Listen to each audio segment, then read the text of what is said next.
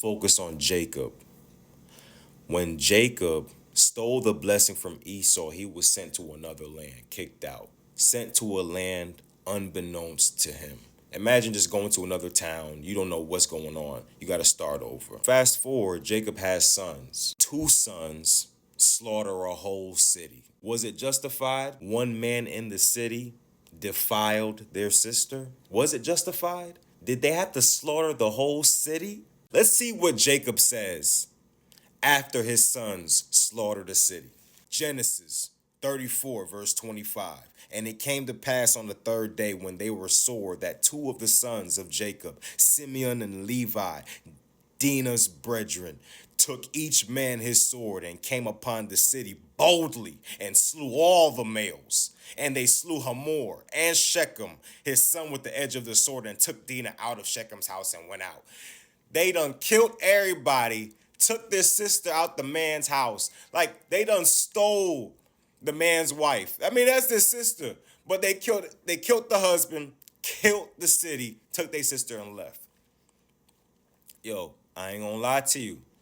My bloodline crazy. Verse 30, and Jacob said to Simeon and Levi, ye have troubled me to make me to stink among the inhabitants of the land, among the Canaanites and the Perizzites. And I, being few in number, they shall gather themselves together against me and slay me, and I shall be destroyed, I and my house.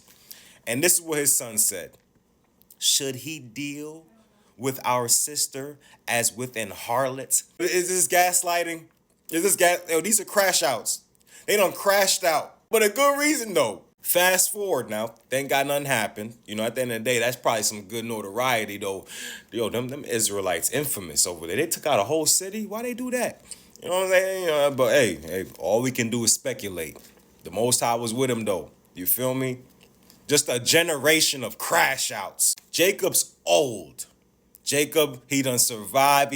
He's stricken with old age now. And he has his final son, which is Joseph. Fun fact, Jacob had two sons from the wife he actually loved. Jacob had my progenitor, my great grandfather had four wives, you know what I'm saying? So the one he really loved was Rachel the most, but he loved everybody else, but he really had that bond with Rachel. And it's funny how he didn't have that much kids with the wife that he loved, So it was Joseph and Benjamin. And Joseph was the final son. Genesis 37, verse 3. Now Israel, which is Jacob, loved Joseph more than all his children, because he was the son of his old age, and he made him a coat of many colors. But let's keep reading. Let's add a bonus in there. You see what happens when you show your favorite? And when his brethren saw that their father loved him more than all his brethren, they hated him and could not speak peaceably unto him. So the kids hating. Yeah, everybody jealous. Everybody emotional. Black people. Black people so dramatic, you know what I'm saying? Like, oh, you love him? Okay, go call your favorite son, go tell him to do it. Why don't you tell Joseph to do it? You telling me to do it. Look at these crash outs. Keep in mind, everything is conflated. Everything correlates. Let's see what they do to Joseph. Because Joseph was a little snitch too. We don't like the snitches. You over here telling on everybody. Look at this, look. Fun. Let's add another bonus in there. Verse 2. These are the generations of Jacob. Joseph, being 17 years old, was feeding the flock with his brethren, and the lad was with the sons of Bilhah and with the sons of Zilpah, his father's wives. And Joseph brought unto his father their evil report. So he running back to Jacob. Yo, they were doing this. They were doing that. I ain't gonna lie, that's a great son to have, though. Think about it in Jacob's perspective. Yeah, he's a camera for me. Let me know what everybody doing, because these bad kids, my son's terrible. Keep in mind, they slaughtered the city. So, let me know what they doing. Genesis chapter 37, verse 12. And his brethren went to feed their father's flock in Shechem. And Israel said unto Joseph, do not thy brethren feed the flock in Shechem? Come, and I will send thee unto them. And he said to him, Here I am.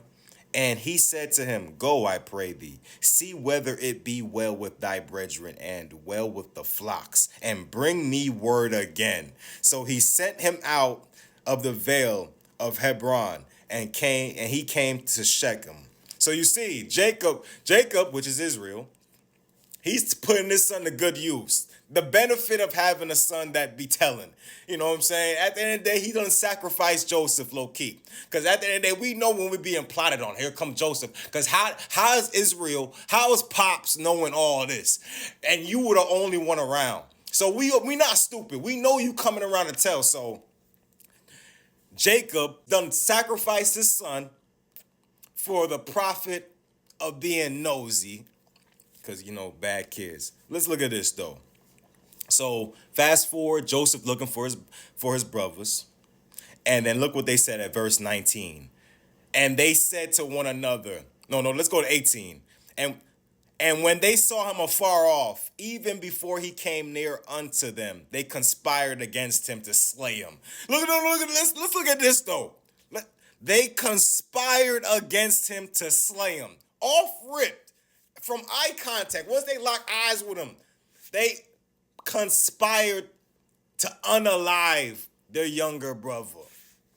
Yo, I'm trying to tell you, this bloodline crazy. So let's go to 19. And they said one to another, Behold, this dreamer cometh. Come now, therefore, and let us slay him and cast him into some pit. And we will say, some evil beast hath devoured him, and we shall see what he will become of his dreams. So now look, no cameras. It's easy to catch a body back in the day. I'm gonna keep it 100 with you though. It's easy. Look how they plotting. We gonna say a lion came and killed him. So thank God the oldest brother say, look, let's go to 21. And Reuben heard it, and he delivered him out of their hands, and said, Let us not kill him.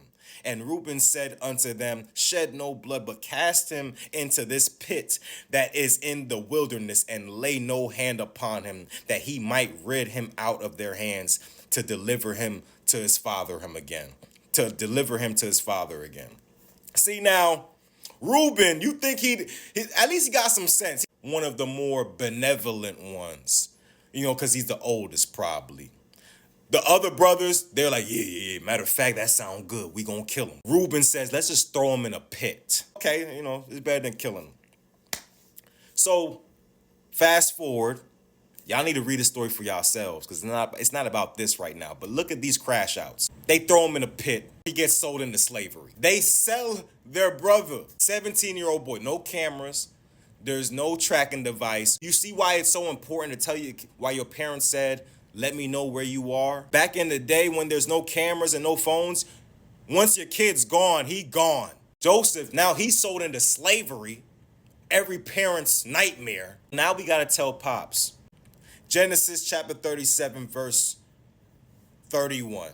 And they took Joseph's coat and killed a kid of the goats and dipped the coat in the blood. And they sent the coat of many colors, which was Joseph's coat, and they brought it to their father and said, This have we found. Know now whether it be thy son's coat or no.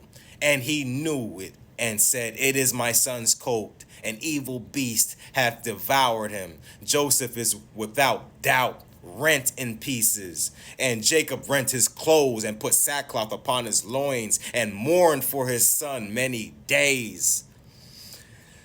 Yes, son, keep in mind, this was his favorite son because he was old. He had more of a bond with Jacob. Jacob was established. You feel me? He had his 12 sons already. His 12 sons are established. Jacob's old now. He chilling now. He in the pool. He got the Maybachs and the Lambos outside. He chilling now. Got his wives, got all the wives. He chilling now. And he loved kids. He want to chill with his son now. So he got more of a bond with him. Make a coat. He got enough time to make a coat for him. The other son's like, yo, he ain't make a coat for me. He made a coat for him. And that son got ate by a lion. Jacob tore his clothes.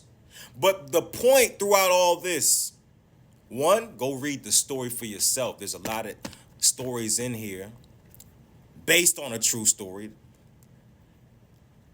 All these can correlate to the real world today. But number two is we do not read where Jacob lost his faith. You think on this road with God, you think it's going to be roses, waterfalls, ice cream, and puppies. No, that's not what it is. It's a journey, it's emotional reinforcement. This is not for the weak. And that's why people backslide and they want to go hop different religion. What feels good sounds good. Yeah, you keep doing that. It's not about feeling good. It's all about the journey. It's all about character development. And look at this. Joseph was being used to save them. Look at all this. Read the story. See what happened in the end. The Most High is good. This journey is not for the weak.